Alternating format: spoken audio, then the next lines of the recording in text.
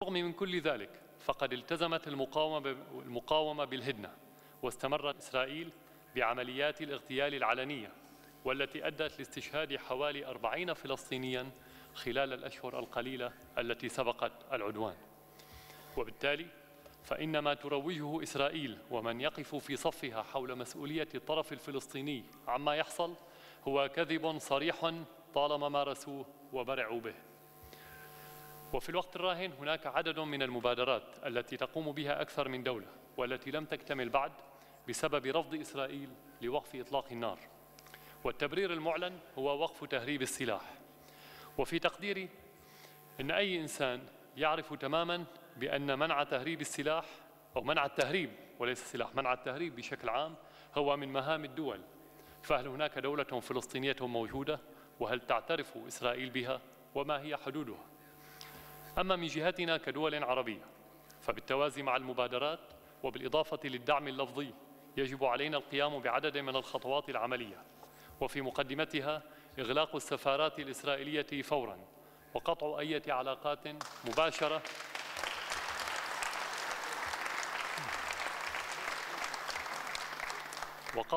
علاقات مباشرة أو غير مباشرة مع إسرائيل، بالإضافة لتفعيل أحكام المقاطعة. وفي هذا الإطار فقد قررت سوريا وأعلنت بعد بدء العدوان مباشرة إيقاف مفاوضات السلام غير المباشرة بعد التشاور مع تركيا إلى أجل غير مسمى. أما بالنسبة للمبادرة العربية فإننا نعتبرها بحكم الميتة أصلاً، لأن ظروف إقرارها وما تلاها من أحداث دللت على أنه كلما أمعنا في تقديم البراهين على رغبتنا الجادة في السلام وكلما قدمنا المزيد من التنازلات كلما أمعنت إسرائيل في غطرستها وتجاهلها لحقوقنا المشروعة. والمبادرة العربية أساساً مبنية على السلام، والسلام لم يتحقق، وبالتالي هي فعلياً في الواقع غير موجودة. وفي الواقع أيضاً بأن شارون قتلها منذ اليوم الأول بعد إعلاننا لهذه المبادرة في القمة العربية في بيروت في عام 2002. في اليوم التالي مباشرة قام شارون باجتياح جنين وقتل المئات من الفلسطينيين، وكان هذا الرد هو الرد المباشر وإعلان موت المبادرة من الجانب الإسرائيلي، ولكننا أصرينا على أنها حية وبقينا نرسل الوفود بعد كل قمة عربية، وكنا دائما نواجه بالمزيد من الإذلال تجاه مبادرتنا. لذلك كما قلت هي فعليا إذا كنا نطالب بسحبها فهي مسحوبة من قبل إسرائيل، إذا كنا نطالب بموتها فهي قتلت من قبل إسرائيل. ما بقي علينا كعرب هو أن ننقل سجل هذه المبادرة من سجل الأحياء إلى سجل الأموات.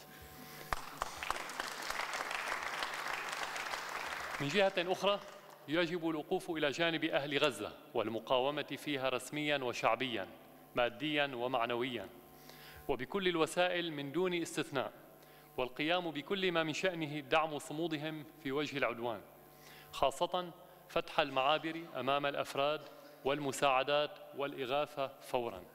وندعم فكرة الصندوق لإعادة إعمار غزة مع الدعوة لمؤتمر دولي لهذه الغاية.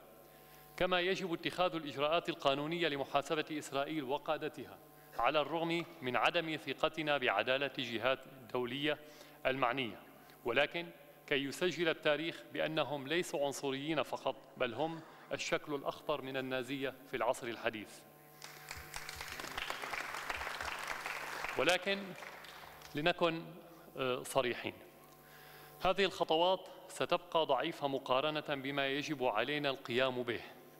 فغزة ليست جريحة بالحرب فقط بل بالحصار أيضاً، وفك هذا الحصار هو المفتاح لاستمرار الصمود، وهو المفتاح لحماية الأطفال من الموت، وهو المفتاح لكي تنجح هذه المقترحات بحدها الأقصى وليس بحدها الأدنى. سوريا وقفت مع لبنان المقاوم وانتصر، والفضل للمقاومين أولاً وأخيراً، ولا ندعيه لأنفسنا، لكن وقوف الشقيق إلى جانب شقيقه مؤثر إلى حد كبير، فهو الذي يمده بأسباب المنعة والقوة.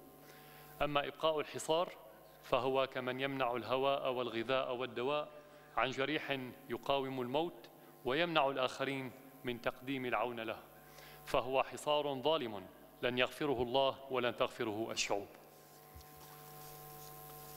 أيها الإخوة، نحن أمة سلام، وأخلاقنا الوطنية والعربية والإنسانية بنيت على السلام، ولأننا كذلك حاولنا أن نتناسى بأن هناك مذبحة دير ياسين وكفر قاسم وجنين وقانا الأولى وقانا الثانية وغيرها الكثير من المجازر الإسرائيلية بحق العرب، ولكن إسرائيل تصر على تذكيرنا بحقيقتها. وبما أننا أصحاب ذاكرة غنية لأننا أهل التاريخ ومالكو الأرض، فسنعدهم بأننا سنبقى نتذكر. والأهم من ذلك هو أننا سنحرص على أن يتذكر أبناؤنا أيضا. سنخبئ لهم صور أطفال غزة وجروحهم المفتوحة ودمائهم النازفة فوق ألعابهم، وسنخبرهم عن الشهداء والثكالى والأرامل والمعاقين، وسنعلمهم بأن المؤمن القوي خير وأحب إلى الله من المؤمن الضعيف، وأن العين بالعين والسن بالسن والبادئ أظلم، وأن ما أخذ بالقوة لا يسترد بغير القوة. وسنشرح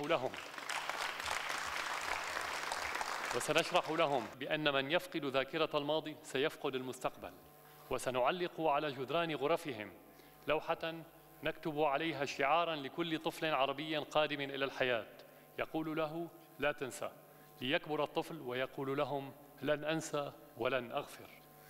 وأؤكد لهم بأن ما يقومون به وما يرتكبونه من جرائم حرب لن ينتج لهم سوى أجيال عربية قادمة أشد عداء لإسرائيل، مناعتها تتطور وإرادتها تتصلب بوتيرة أسرع وبشدة أكثر فتكاً من تطور وقوة ترسانتهم العسكرية. وهذا يعني بالمعادلة الواقعية بأنه مع كل طفل عربي يقتل يولد مقابله عشرات المقاومين، وهذا يعني أيضاً أنهم يحفرون بأيديهم قبوراً لأبنائهم وأحفادهم. فلديهم الخيار اليوم ليزرعوا ما يشاءون للمستقبل خيراً أو شراً، ولكن بعد ذلك لن يكون لهم الخيار في تحديد نوع الحصاد، فلقد زرعوا الدماء ولن يحصدوا غيرها، والنبتة عندما تنضج ستكون أكبر من البذرة التي أنبتتها بكثير. أتوجه بالتحية والشكر لأخي سمو الأمير حمد بن خليفة آل ثاني أمير دولة قطر على ما بذله من جهود من أجل انعقاد القمة، وأتوجه بالشكر لكل من ساهم بها من الرؤساء والمسؤولين العرب والمسلمين، والسلام عليكم.